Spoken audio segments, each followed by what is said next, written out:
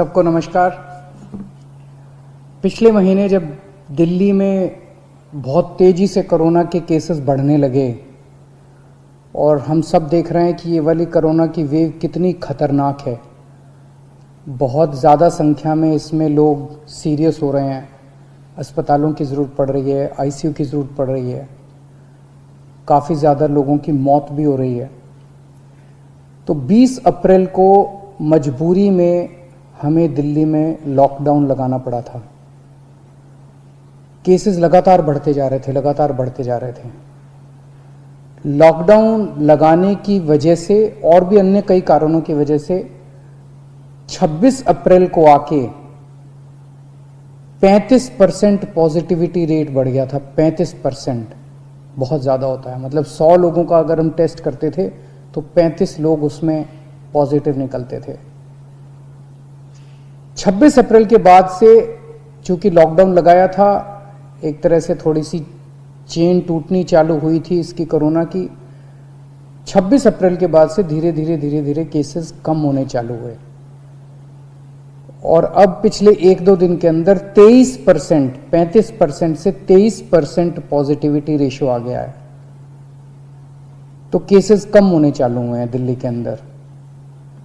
इसमें आप सब लोगों का बहुत ज़्यादा सहयोग रहा। दिल्ली के लोगों ने जम के सहयोग किया। आप लोगों ने लॉकडाउन का पूरी तरह से पालन किया और ये हम सब लोगों की, अपने परिवार की ज़िंदगी और उनके स्वास्थ्य की बात है। हम कोई भी किसी पे एहसान नहीं करा, हम सब के अपने लोगों के स्वास्थ्य की और ज़िंदगी की बात है। इस लॉकडाउन के पीरियड को हमने संसाधन, हेल्थ इंफ्रास्ट्रक्चर को और मजबूत करने के लिए इस्तेमाल किया। कई जगह नए ऑक्सीजन बेड्स तैयार किए गए। सबसे बड़ी दिक्कत दिल्ली में ऑक्सीजन की आई है। नॉर्मल टाइम में जितनी ऑक्सीजन चाहिए होती है अस्पतालों में, उससे कई गुना ऑक्सीजन की जरूरत पड़ने लगी, क्योंकि अब जितने भी मरीज आते थे कोरोना में उन सबको ऑक्सीजन की जरूरत थी, तो कई गुना ऑक्सीजन की जरूरत अचानक पड़ने लगी। पिछले कुछ दिनों में केंद्र सरकार के साथ मिलके और हाई कोर्ट और सुप्रीम कोर्ट के आदेशों से, केंद्र सरकार के सहयोग से अब ऑक्सीजन की स्थिति दिल्ली के अंदर काफी सुधरी है पिछले कुछ दिनों में। अब इस तरह की बातें सुनने को नहीं मिलती कि इस अस्पताल में 2 घंटे की ऑक्सीजन रह गई, उस अस्पताल में आधे घंटे की ऑक्सीजन रह गई, यहाँ पे किसी की ऑक्सीजन से मौत हो सकती है। अब इस तरह की बातें सुनने को नहीं मिल रही है।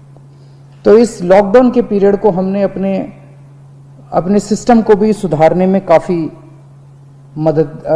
प्रयास किए। पिछले कुछ दिनों से वैक्सीन को भी बड़ी तेजी के साथ वैक्सीनेशन का कार्यक्रम शुरू किया गया है।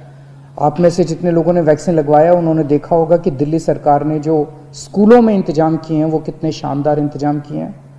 सब लोग इसकी तारीफ कर रहे हैं, सब लोगों को अच्छा लग रहा है। हमारे युवा बढ़ चढ़ के वैक्सीन लगवा रहे हैं। यहाँ तक कि दिल्ली के आसपास के इलाकों से भी लोग दिल्ली में आके वैक्सीन लगवा रहे हैं। वैक्सीन के स्टॉक की कमी है, इसमें हमने केंद्र सरकार से सहयोग मांगा है। मुझे पूरी उम्मीद है जैसे केंद्र सरकार अन्य बातों पे भी सहयोग करती रही है, इसमें भी हमारा पूरा सहयोग करेगी।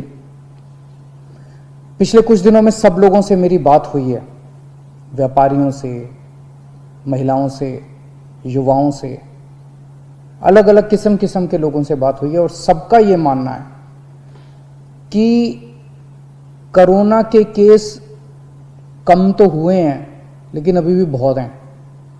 23% अभी भी संक्रमण दर है। अभी ढिलाई नहीं दी जा सकती, अभी समय नहीं आया है ढिलाई देने का।